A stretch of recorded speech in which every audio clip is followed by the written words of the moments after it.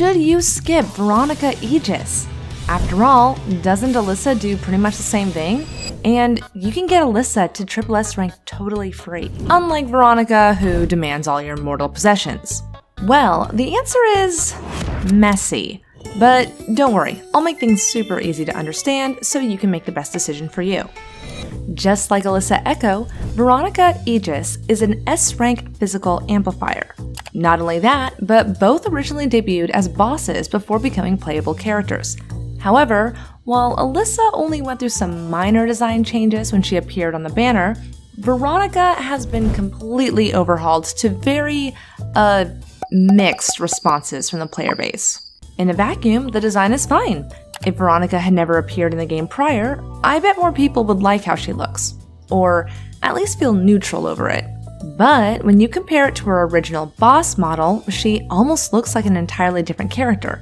Her wild hair has been tamed to something more manageable, while her full body armor has been traded for lots of leg. Sure, her new model is more polished and expressive, but she just doesn't look like the same dragon warrior that faced off against Han Ying all those months ago. But I'm more interested in what you think. Drop your opinion on Veronica's redesign in the comments so we can decide which look is best once and for all. In the meantime, we need to examine how Veronica fits into the meta. As a physical amplifier, Veronica takes Alisa Echo's spot on the physical team to fight alongside Han Ying Solistune and Selena Pianissimo. But hold on, isn't it too early to replace Alisa Echo? Well, while Alisa Echo isn't the oldest amplifier needing replacement, that honor is reserved for Isla. She did come out a full 21 patches before Veronica. That's over 2 years of being on top of the meta, at least in the Chinese version. Like Lamia, Alisa is a victim of the accelerated patches that shortened her time in the global limelight. However, Alisa still has one major advantage going for her.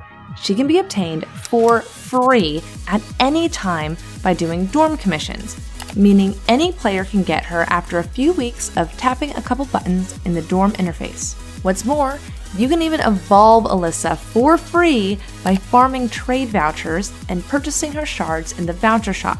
It takes a lot of patience, but as a result, many seasoned free-to-play players now have Alisa at Triple S rank or higher without spending a single pull.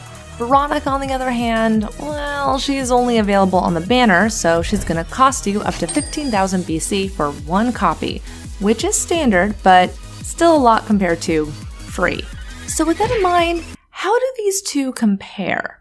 If you are only looking at the amplifier buffs, Triple S rank Alisa with her signature weapon is about equal to S rank Veronica. They both provide a 20% physical damage buff to their team. That's good news for Alisa fans who already have her built, but amplifiers are more than just their buffs.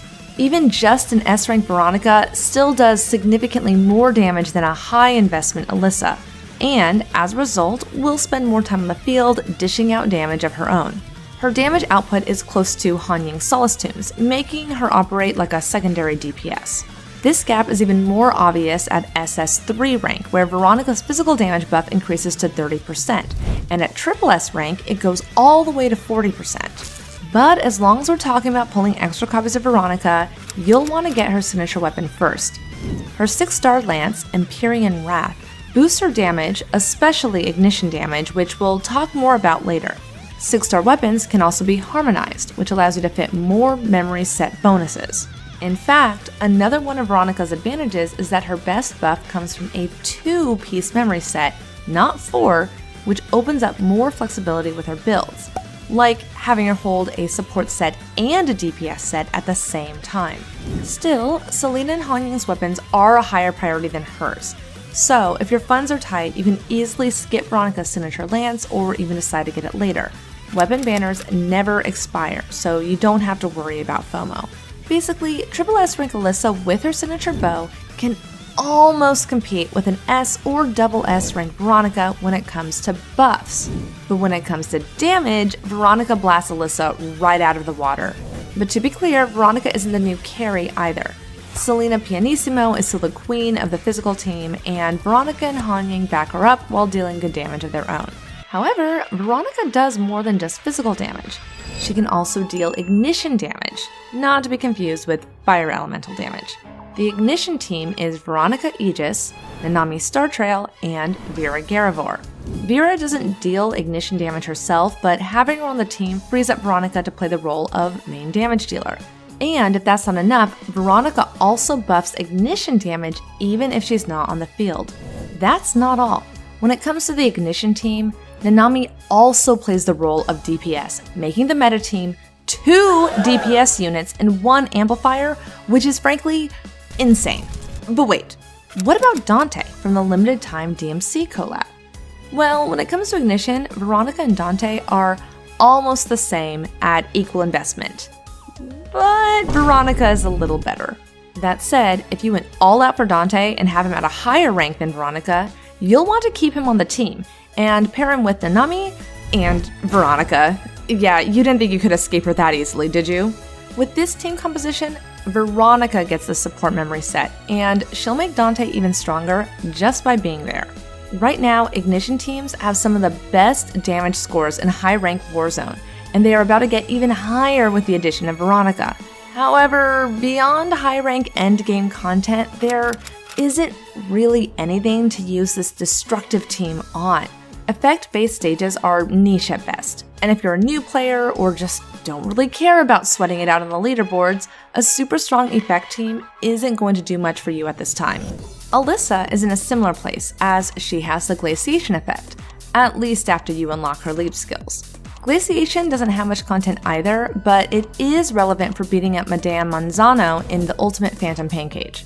That means Alisa still has a small little spot in the meta for those who want to enjoy her cute coatings for a bit longer. And speaking of coatings, Veronica will be debuting with this special effects coating, Sash of Silence. Maybe I've been conditioned by a childhood of watching Yu-Gi-Oh!, but I'm a sucker for the Anubis theme design, complete with the jackal ears and the linen wrappings. It's time to do. She's even got herself a little Millennium item. But you know what else comes out in this update? Lilith Demonissa's Godfall Revelations coating, which I have been losing my mind over ever since I first saw it.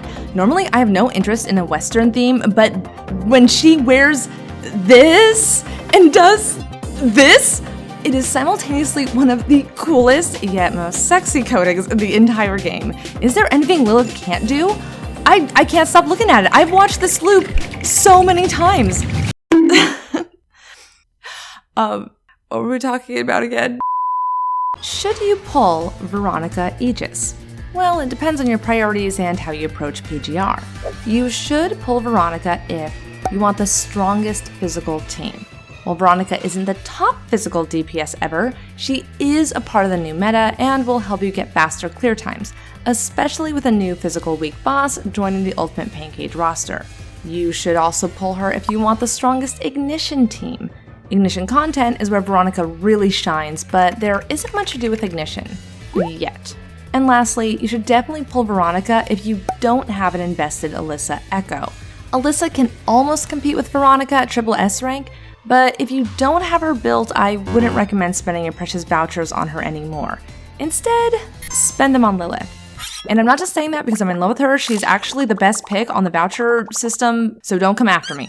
On the flip side, you should not pull Veronica if you don't care about high rank content. Veronica is great for players trying to get an edge on those endgame scores, but if you're new or just not competitive, Alisa can fill in while you save your BC for a hard hitter like Selena Pianissimo or maybe a future character.